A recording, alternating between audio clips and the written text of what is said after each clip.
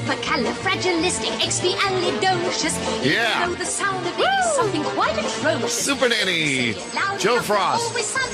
He is coming to Cedar Rapids in about a week, April 8th. Unfortunately, bringing her in. Yeah, unfortunately, her visit is sold out, which is good. A lot of people want to see her. Yes, brought to you by St. Luke's. You can go to stlukeCR.org and click on the Twitter icon. You'll be able to follow her visit there. Yeah, you can follow her on Twitter. Yeah. And she is with us now. Joe Frost, Super Nanny. Very much looking forward to having you come to town. Wow, it's you think back not that long ago, hard to believe that you could say there's going to be an enormous career built around being a nanny. Yes. And yet here you are. Yeah, well, I think everybody's kind of realised, right, that it's not only just about parents taking care of kids, but just the value of information that everybody takes from the show as well, you know? Universal. Joe Frost, star of ABC's Super Nanny, we're going to be in Cedar Rapids next month for a free program which is sponsored by St. Luke's Hospital. What are you going to speak about when you get here, Joe? I really want to open up the doors to talk about confident parenting, because it's something that I certainly see that parents need more encouraging about, and some very useful tips and advice and a lot of information, really, and being able to take them on that journey to write down some mental notes that will help them with regards to their parenting, and do what people love me to do, but I never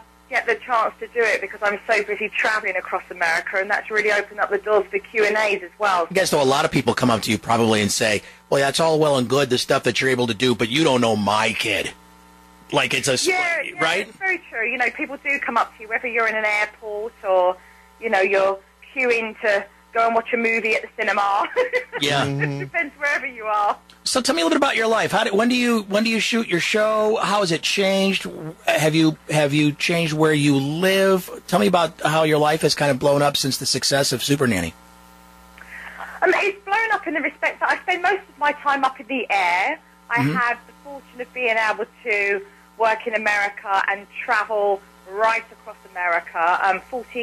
44 states so far, so it's been an absolutely amazing experience for me. And to really work very closely inside the homes of absolutely hundreds. I've just celebrated my 100th family.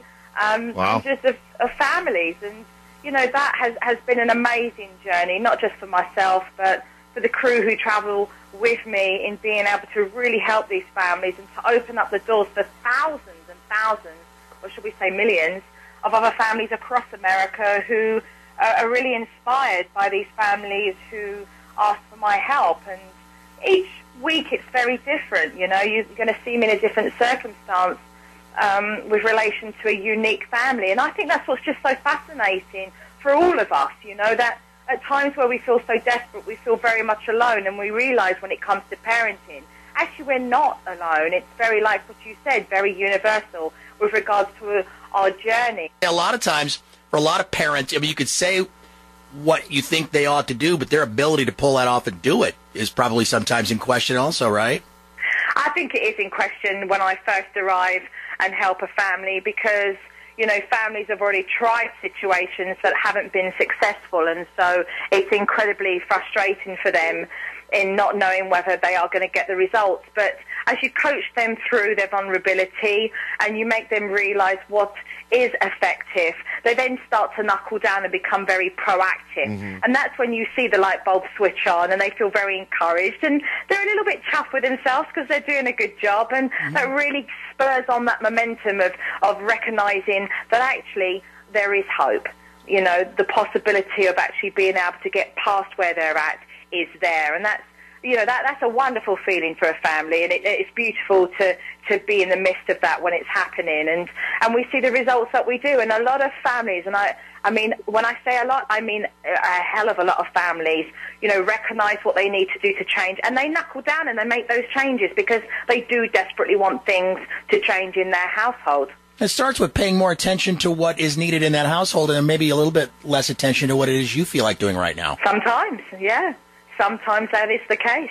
It's about prioritising what's necessary, and sometimes it is about making that sacrifice and recognising that it can't always be your way all the time. It is a give and take situation, and really being more observant with your family, and that takes time if you think about it, when I help a family, these families take time out to put the effort and the energy and the commitment into making these changes. So, yet again, families take time to work with me helping their family. You've got to have the time. And a lot of people find excuses for that. Oh, I don't have the time for this. Oh, I can't find the time. We can all find time for 1,000 excuses. Time but to do if we everything really you want it that bad enough, we make it happen. Please keep up all the good work, and we look forward to seeing you on Yay! April 8th at the Cedar Rapids Marriott, and greatly looking forward to it. Yeah, thank you so much. I'm looking forward to it as well. Very excited. All right, Joe Frost, great to talk to you. We'll talk to you again soon, I hope. Yeah, see you then. Bye. Okay, bye-bye. Yeah.